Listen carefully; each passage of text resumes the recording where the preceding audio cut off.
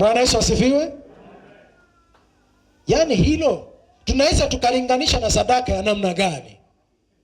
Biblia inasema ni pendo la namna gani?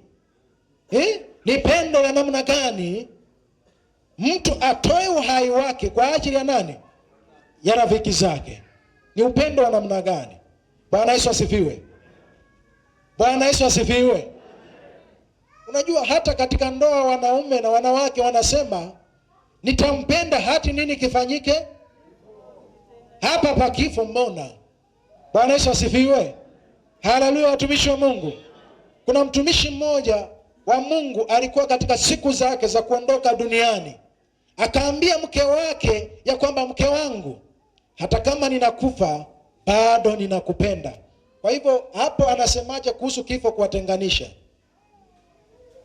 Na wakati huo mke wake akanyanyua pete ya mumewe, akaivaa na akasema, kwa maisha yangu nilikupenda wewe na sitampenda mwingine. Kipi ambacho kilifanyika hapa? Upendo wa namna gani unaoonekana hapa?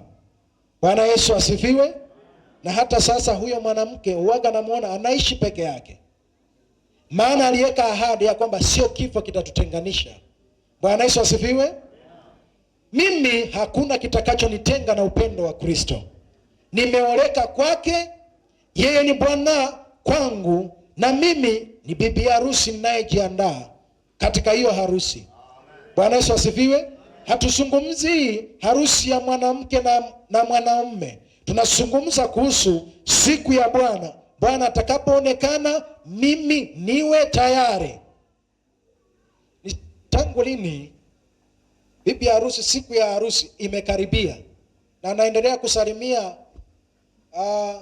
wapendwa wake wa zamani ya kwamba nimekukumbuka tu ndo maana nimekuja, ila nimekuja kukuambia kwamba na mimi naenda kwenye ndoa yangu. Kwa hiyo usithubutu kuingilia. Bwana Yesu asifiwe. Amen. Hapa tunasahau niliyokuwa ninayafanya, mchezo niliyokuwa nafanya kabla sijapatana na huyu umeisha. Kuanzia leo na muasa yeye. Bwana Yesu asifiwe.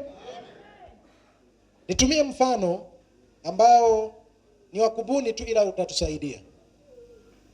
Siku zetu za zamani. Bwana Yesu asifiwe. Saa zingine kama kwa mfano unamchumbia mke wako, haujamuoa bado, ukienda kulala unaweza acha yeye ukapikia mama mzazi simu, si ndio mtumishi? Unaweza acha kuongea naye ukapikia mama mzazi simu, kumwambia mama good night, naenda kulala sasa. Hapana. Mnamaanisha nini watumishi mnaposema hapana? Yeye ndiye anakuwa hapa. Bwana Yesu asifiwe. Kila siku kiamka asubuhi hello good morning, Bwana Yesu asifiwe, umekunywa chai? Sasa huu sio upendo ambao ninazungumzia. Na uzungumzia ya kwamba sasa tujifunze kupenda Kristo zaidi ya vile tulivyowapenda hawa wake zetu mwanzoni. Bwana wetu Yesu Kristo asifiwe. Asubuhi Bwana, au nimekukosea, nikumbushe kupitia Roho Mtakatifu kama nimekukosea. Bwana Yesu asifiwe.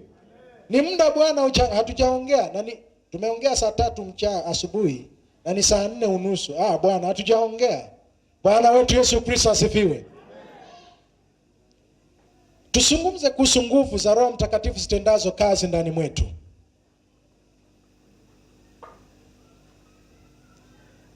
Bwana wetu Yesu Kristo asifiwe. Ambia jirani yako kwamba Kristo anarudi.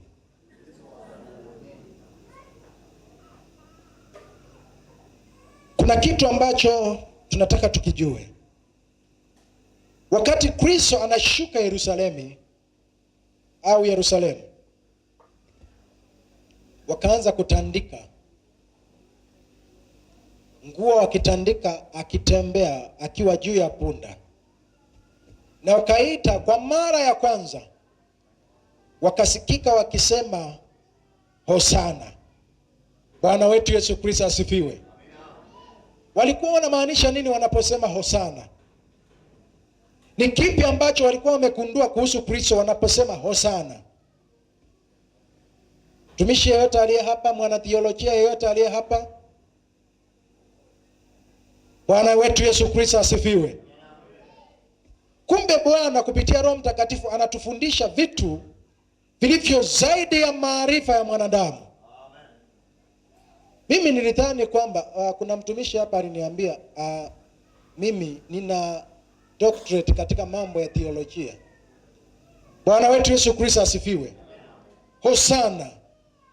Tunafaa mambo ya Mungu. Unajua, we are talking about somebody that formed this one from this one. Sasa ilikuwaje huu udongo ukawa huu mwili?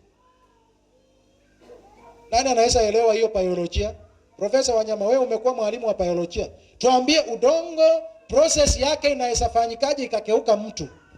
Kwa process inaitwaje? Kwa biolojia. Udongo kufanyika mtu, hiyo process inaitwaje?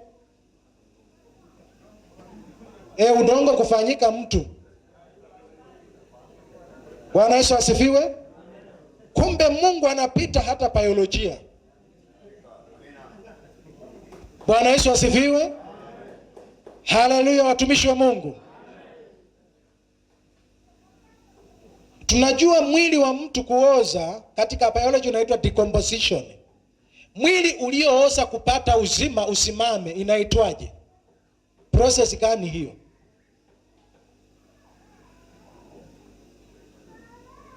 Bwana Yesu asifiwe. Akili ya Mungu kumbe haichunguziki. Maana udongo unafanyikaje mtu? Kwanza jicho, mimi naangalianga jicho, ina udongo ukafanya jicho. Na katika jicho ukisoma katika biolojia wanakuambia una milioni ya nini? Chembe au mishipa. Hili jicho peke yake lina mishipa zaidi ya milioni. Bwana wetu Yesu Kristo asifiwe.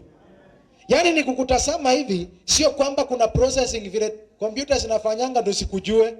Nikikutazama nishakujua haraka haraka hivyo. Mashine haziwezi kufanya kazi kama vile Bwana alivyofanya mwanadamu. Bwana wetu Yesu Kristo asifiwe.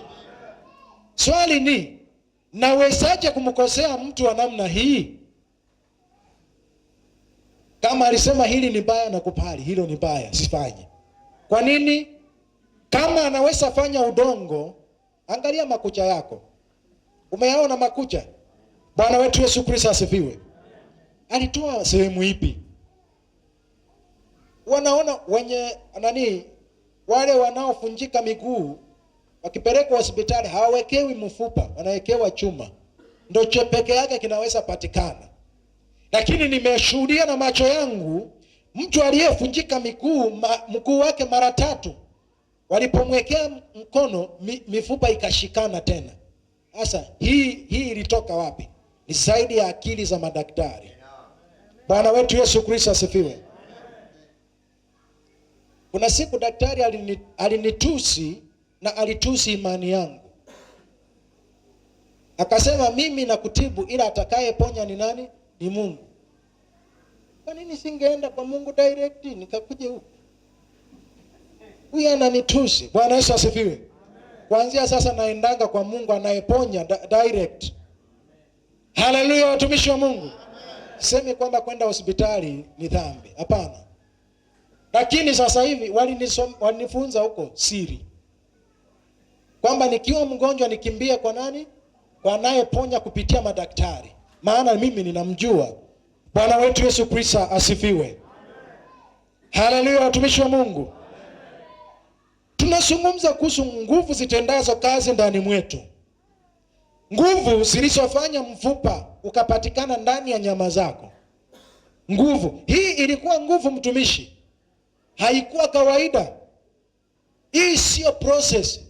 Inahitaji nguvu, power. Bwana Yesu asifiwe. Na ndio maana siwezi nikachukua mkono wako nikaweka kwenye goti nikafunja kama mua. Bwana Yesu asifiwe. Haleluya, watumishi wa Mungu. Tunazungumza kuhusu nguvu za Mungu zitendazo kazi ndani mwetu. Biblia inasema nguvu hizi ziliposhuka zikaonekana ndimi za moto. nguvu. Bwana wetu Yesu Kristo asifiwe. Na walipatikana wananena kwa lugha ipi? Ndimi ngeni, dalili ya Roho Mtakatifu. Lakini hawangepokea Roho Mtakatifu kama Kristo hangekuwa ndani mwao. Bwana Yesu asifiwe. Yesu Kristo alihakikisha kupitia neno alilowafundisha amechifix katika mioyo yao. Miaka 3.5 akiwa anachifix ndani ya mioyo yao.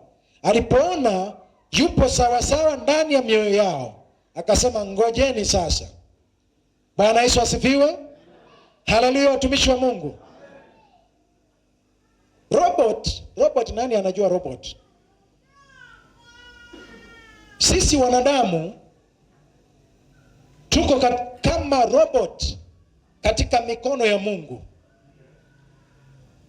Na usipofanya hivyo atakuharibu. Mwenye robot atakuharibu kwa kukutia kitu fulani. Ukianza kumsumbua, akiweka robot enter na inaanza kurudi, anaona hii imenishinda. Bwana Yesu asifiwe. Kitu atafanya, disconnect power unayotumia, na robot itabaki imefanya nini? Kama ilikuwa inaenda, inabaki imefanya nini? Kuna wachungaji walipakishwa hivi kwenye kazi ya Mungu, hawajuagi.